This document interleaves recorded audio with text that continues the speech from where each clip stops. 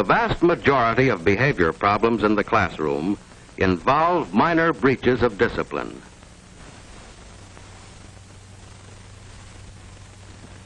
These incidents frequently originate in the classroom situation itself and are within the control of the teacher.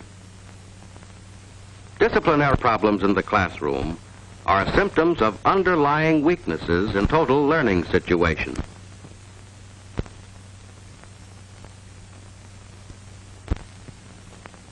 Mr. Grimes, mathematics teacher, is displeased with the progress of his 9th grade class in mathematics. You see what low grade you made on your weekly mathematics test? More than half of you failed. Most of those who passed just got by. Nobody had 100%. This is the poorest class I've had in a long, long time. Most of you have no foundation at all. Now, the trouble's with your attitude. You don't pay enough attention in class. You don't do enough work outside of it. You don't know what the word study means. You haven't the slightest idea. Don't you realize that mathematics is an important subject? I tell you right now that unless you get over your lazy habits and come up to the standards I've set for this class, many of you will have the pleasure of repeating this course next semester. Well, what is it? A note from Dr. Williams.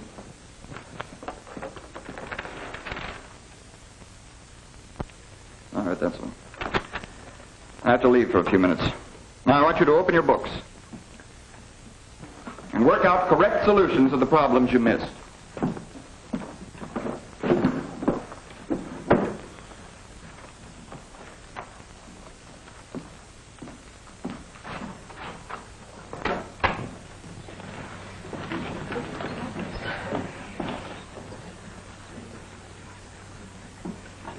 I can't make any sense out of this. I might as well quit. Gee, he never even took up this third problem. It's a jip. He's got me scared to death. I'll just never pass this course. What's the use of taking this stuff anyway? I'm afraid to take my paper home. He's just a sourpuss. The trouble is, you don't know what the word study means. You haven't the slightest idea. Oh, try What's this? What kind of behavior do you call this? Wait a minute, you stay where you are. This is the kind of behavior I might have expected of you. All I do is leave the room for a few minutes, and what do I find? Confusion, disorder. And you, what were you doing? I was just going... Going to what? Throw the eraser, I suppose. It's a good thing I caught you. I'll make an example out of you. But I... That's enough out of you. Leave this room and report to the principal's office immediately. Well, hurry up. Don't take all day.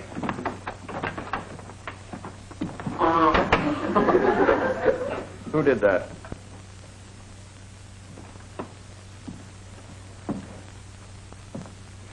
All right, since you think it's so funny, the whole class can stay in for 45 minutes this afternoon. Then you'll see how funny it is. Remember, the whole class is to report back here at 4 o'clock. Now, where were we? I can't come. I got a newspaper out to do. I got football practice. He can go fly a kite. I have a piano lesson. I can't miss it. I think he's horrible. Stop that whispering.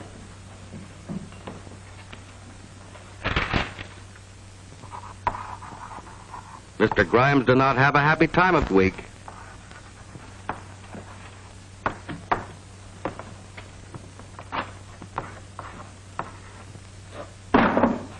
Who dropped that book?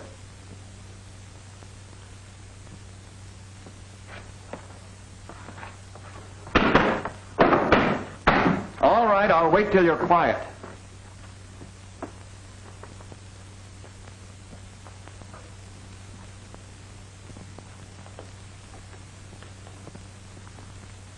Many of you failed to hand in your homework yesterday. Now, you know that... What is this? Stop that noise. 2 detentions. 3 detentions. Leave this room and don't come back until you're ready to apologize to me.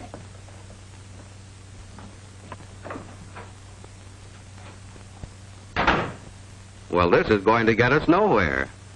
Maybe we'd better go back to see if we can't find some of the causes of this undesirable learning situation. Just what was Mr. Grimes' purpose in making such statements as these? This is the poorest class I've had in a long, long time. This is hardly the way to win friends or influence people. You don't know what the word study means. You haven't the slightest idea. Might not be a bad idea to show them how. I tell you right now that unless you get over your lazy habits and come up to the standards I have set for this class, many of you will have the pleasure of repeating this course next semester. What kind of motivation is this? To what does it lead? The trouble is, you don't know what the word study means. You haven't the slightest idea. This reaction is the answer. It was the result of Mr. Grimes' provocative remarks. Now, take this. It's a good thing I caught you. I'll make an example out of you. Oh, come now, Mr. Grimes. By taking it out on the boy, aren't you covering up a symptom of your own deficiency?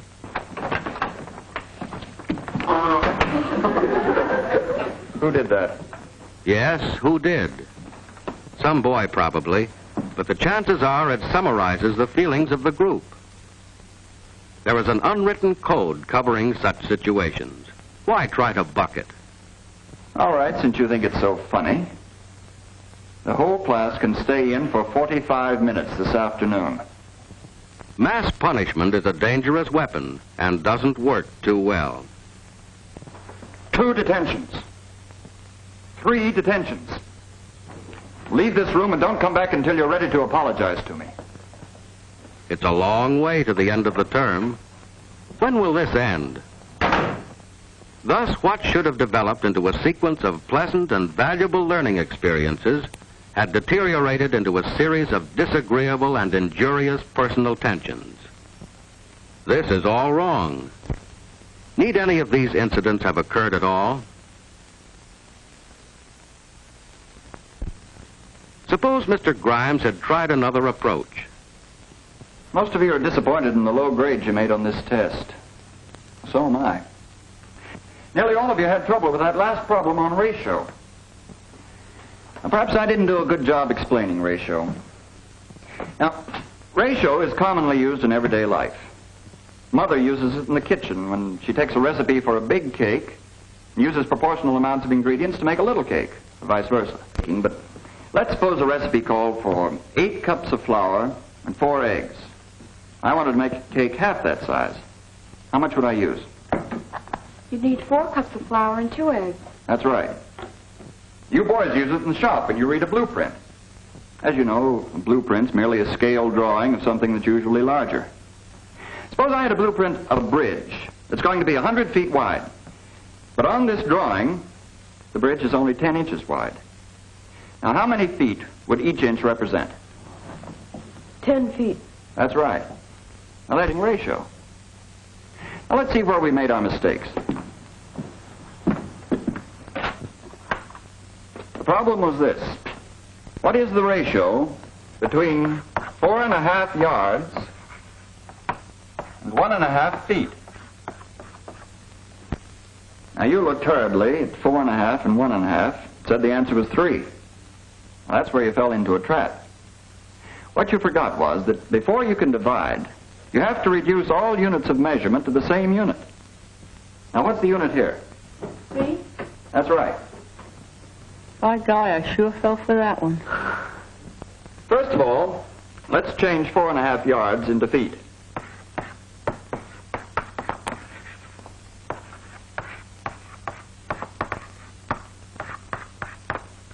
That gives us 13.5 feet. And now we can divide 13.5 feet by 1.5 feet.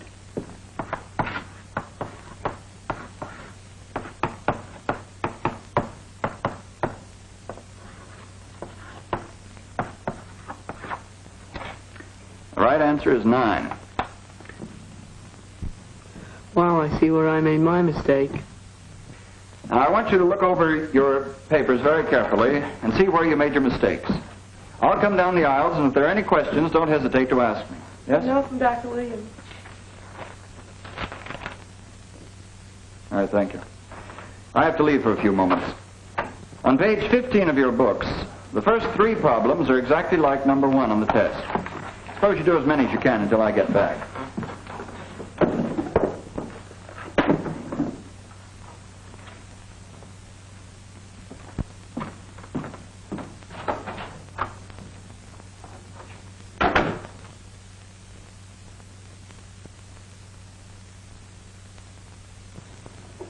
I get the idea now. I sure messed up my test paper. I'm glad he's going over these questions. I'd never make head or tail out of them otherwise.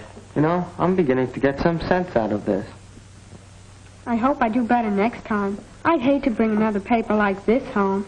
The way he explains it, it doesn't seem too hard.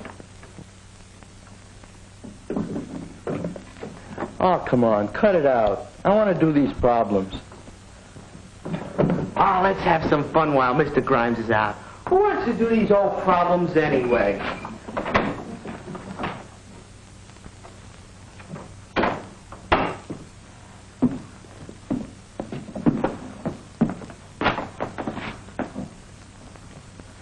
Now, you know where that border eraser belongs.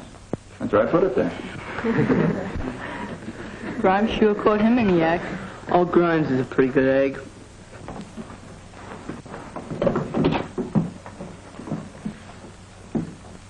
That's more like it. Now you're getting it. Let's see if you can do the next one. Classroom control and learning efficiency are products of good teaching. Learning must be made meaningful. Interest in work for which learners see a purpose provides its own discipline. But in spite of interest and meaning, it must be remembered that some incidents will occur. Skill in handling such occurrences prevent their growth into problems. Oh, that was a pretty good catch. For a moment, I thought you'd miss. I'm sorry, but I owed him the apple. Well, I guess a fellow's expected to pay his debts. I'd suggest, though, in the future you do your baseball practicing outside of class. A friendly attitude with a sprinkling of humor goes a long way toward winning the regard and cooperation of the class. For respect is a more desirable molder of behavior than fear. The development of mutual understanding between teacher and pupils will help eliminate disciplinary problems.